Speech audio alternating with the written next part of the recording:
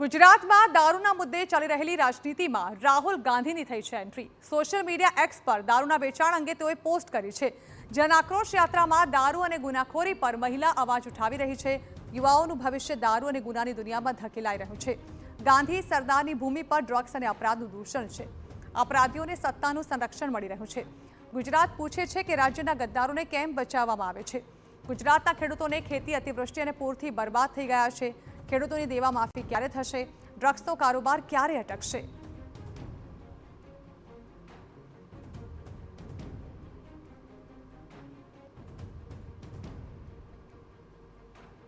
તો બીજી તરફ રાહુલ ગાંધીની પોસ્ટ બાદ હવે ગુજરાતમાં દારૂ અને ડ્રગ્સ મુદ્દે રાજનીતિ ગરમાઈ છે અને આક્ષેપ પ્રતિ આક્ષેપ શરૂ થયા છે।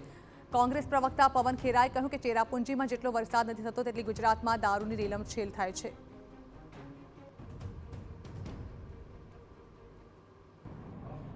जितनी बरसात चेरापूंजी में नहीं होती उतनी शराब गुजरात की सड़कों पर बहती।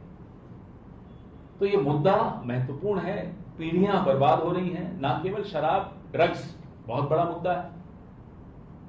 ये सारे मुद्दे पूरी कांग्रेस लगातार इन मुद्दों को उठा रही है। हमारी जन आक्रोश यात्रा का भी ये मुद्दा है। तो ये मुद्दा महत्वपूर्ण है, गुजरात के भविष्य से जुड़ा हुआ, गुजरात के वर्तमान से जुड़ा हुआ, गुजरात की विरासत से जुड़ा हुआ। तो भाजपे पण कांग्रेस सामे वळतो प्रहार कर्यो। કહ્યું કે ભાજપની સરકારે સૌથી વધુ ડ્રગ્સ અને દારૂ મુદ્દે કાર્યવાહી કરી છે અને કોંગ્રેસની જન આક્રોશ યાત્રાને લોકોએ નકારતા હોવાનો પણ આક્ષેપ કર્યો। મેં તમને કહ્યું તેમ જન આક્રોશ રેલી રાહુલ ગાંધીની ગુજરાતમાં ગમે ત્યાં ચાલતી હોય, પબ્લિકનો એટલો કોઈ ઘસારો ત્યાં છે નહીં।